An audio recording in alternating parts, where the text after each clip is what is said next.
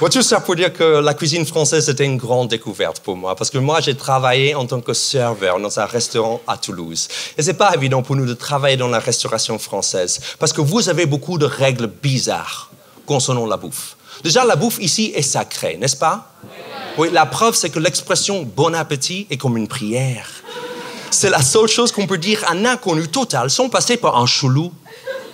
Même bonjour ne marche pas dans ce cas-là. Bonjour. Mais c'est qui ce mec? Mais si tu dis « bon appétit »,« oh merci », vous aussi. Tout le monde bisous. Et c'était pas évident pour moi parce que j'ai dû apprendre la carte de restaurant. Il faut savoir que le nom de vos plats sont super compliqués. Pardon, ils sont pas compliqués, ils sont sophistiqués. En fait, aux États-Unis, nous avons un mot équivalent pour dire sophistiqué. C'est bullshit. Le savoureux méli-mélo du pêcheur, ce sont les pommes de terre finement écrasées. En fait, c'est poisson purée. Il faut arrêter avec ça. Et bien sûr aussi, j'ai dû apprendre le fromage français. Ah, ça c'est un monde en soi. Et c'est pas comme ça aux États-Unis. Quand on pense au fromage, là-bas, on pense à des tranches oranges, fluo, en caoutchouc, qui se vont emballer individuellement dans le plastique. En fait, ce fromage est fabriqué dans la même usine où on fabrique des capotes. C'est la même texture et odeur et l'emballage est impossible à ouvrir. Et si le fromage américain est très stérile, le fromage français, c'est comme le sexe. C'est cru. Ça se marie bien avec le vin. Et c'est encore meilleur quand ça pue le fauve. J'ai appris qu'il y a 350 types de fromage, c'est ça? Oui, vous savez pas non plus? D'accord, ok.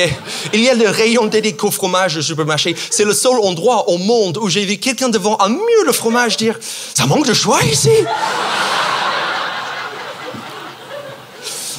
Et je ne peux pas parler du fromage français si je ne parle pas du vin français, bien sûr. Moi, j'adore le vin français. Je bois minimum 2 verres par jour. Mais je n'ai pas peur de devenir alcoolique, parce qu'en France, le vin, ce n'est pas l'alcool. Non, c'est un condiment. Comme la moutarde ou le poivre.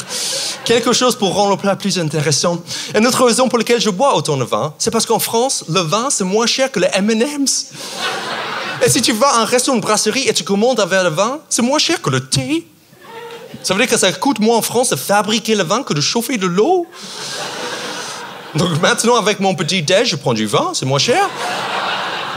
Mais j'ai bu le meilleur vin de ma vie ici en France. Je pense que la France fabrique le meilleur vin du monde. Ouais, juste d'accord. Mais aussi le pire vin du monde. Je parle du vin où c'est marqué vin sous la bouteille et rien d'autre. Je parle du vin que quand tu le bois, ça fait mal. Et donc tu le craches. Et ça fait un trou dans le trottoir.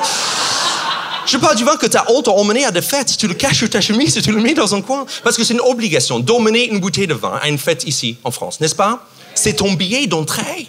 Tu peux arriver avec 1 kilo de cocaïne, 3 stripteaseuses et Iggy Pop. Si tu n'as pas une bouteille de vin, tu restes devant la porte, ok? Mais le truc, c'est que personne n'emmène des bonnes bouteilles à ces fêtes. C'est toujours de la piquette. Ce qui n'est pas grave, mais ça veut dire que si tu organises la fête, à la fin de la soirée, tu te retrouves avec une 12aine de bouteilles pourries que tu ne mettrais même pas dans un bœuf bourguignon pour Hitler.